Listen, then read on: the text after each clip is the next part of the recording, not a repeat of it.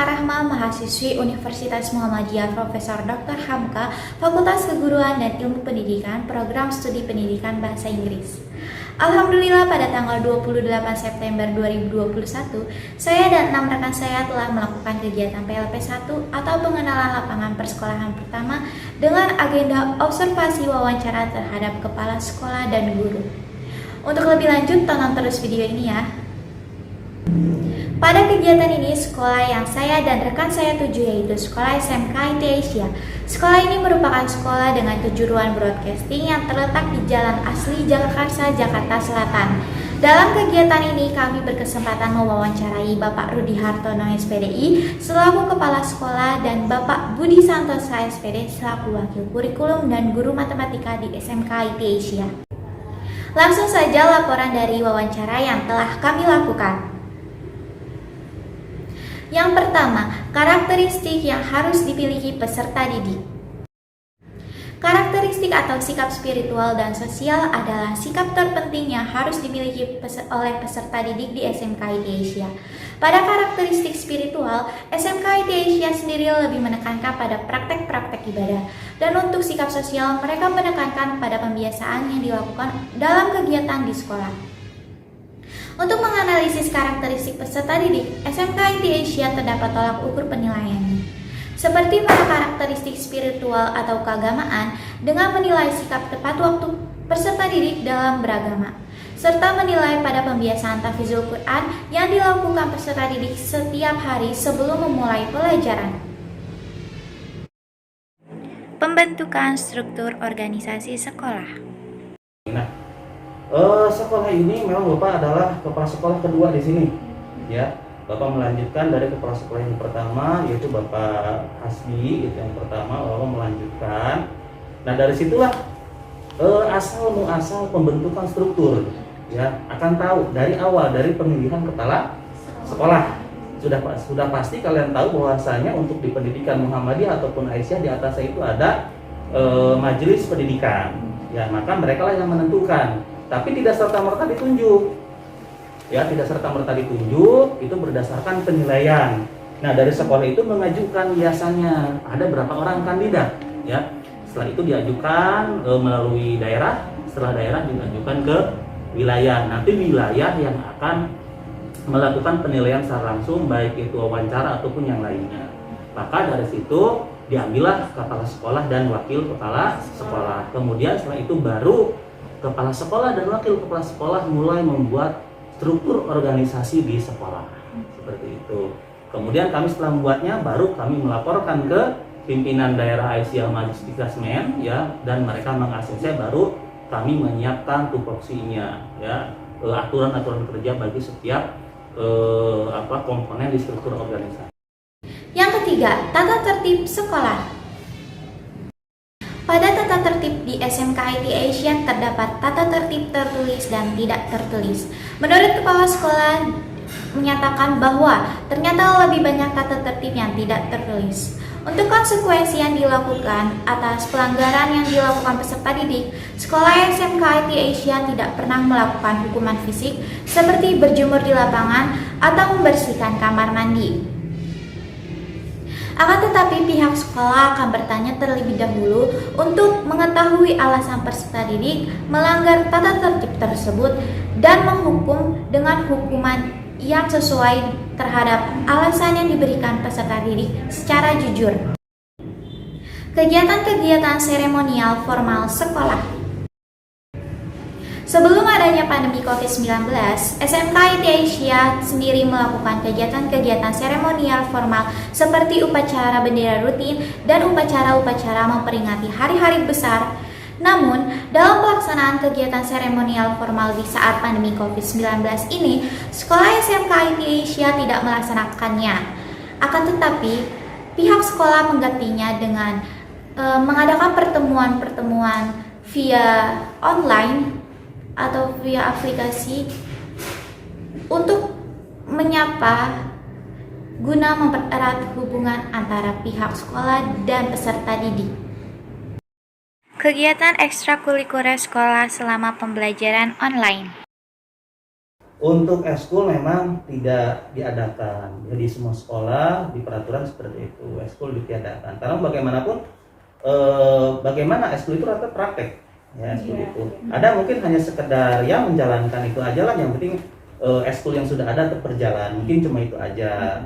Walaupun memang tetap dari awal pandemi masih banyak sekali lomba-lomba di eskul yang masih ada. Cuma kalau untuk kegiatan kayaknya sudah sangat jarang untuk kegiatannya. Begitupun di sekolah ini sudah sangat jarang, walaupun eskul tetap ada gitu kan, tapi jarang sekali kalau mengadakan kegiatan kecuali bersifatnya penting, misalkan lomba, ya lomba video, kayak kemarin kami ikut lomba, ya mau nggak mau mendatangkan anak-anak ke sini, tetap dengan persetujuan dari orang tua, tetap seperti itu.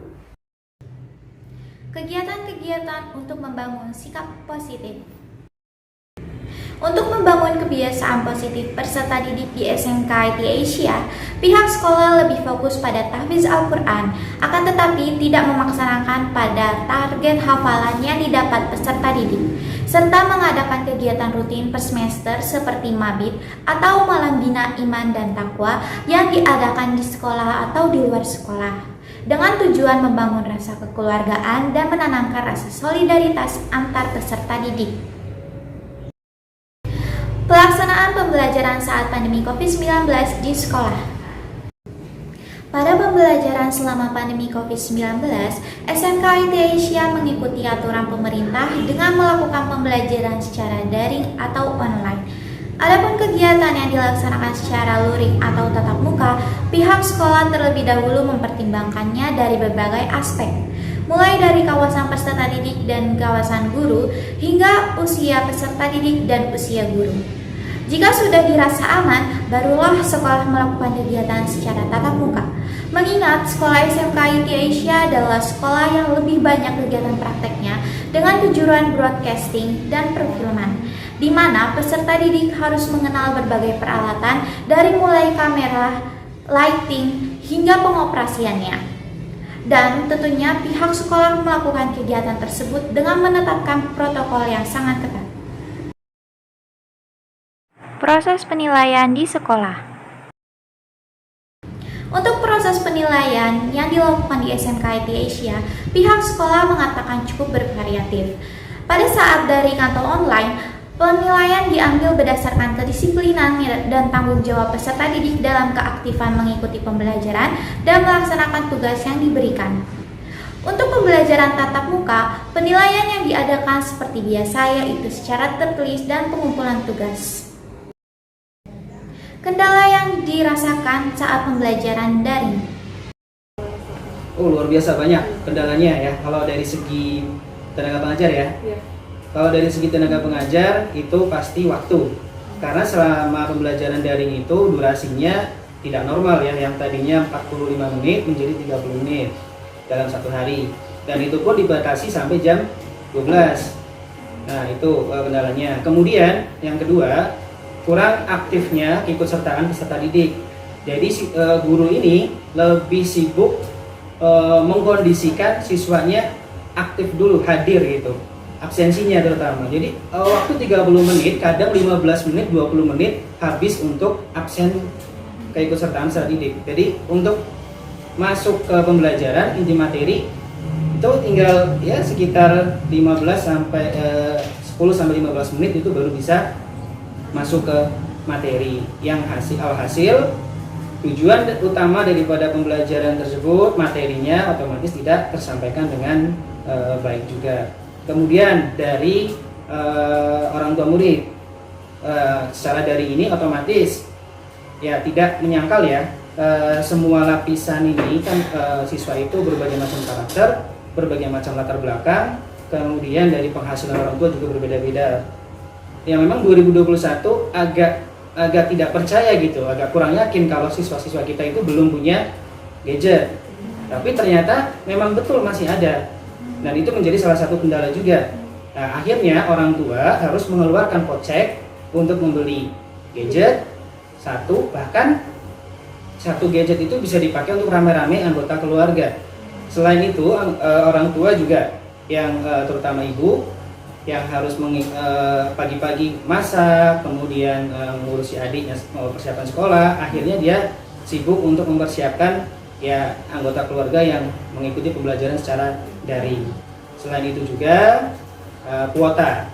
Alhamdulillah sekarang ini pemerintah sudah mengucurkan bantuan kuota sehingga sedikit banyak meringankan beban orang tua murid, karena kuota itu yang kakak-kakak ini kan ngerasain ya, kuota itu kan nggak murah ya. Lumayan luar biasa.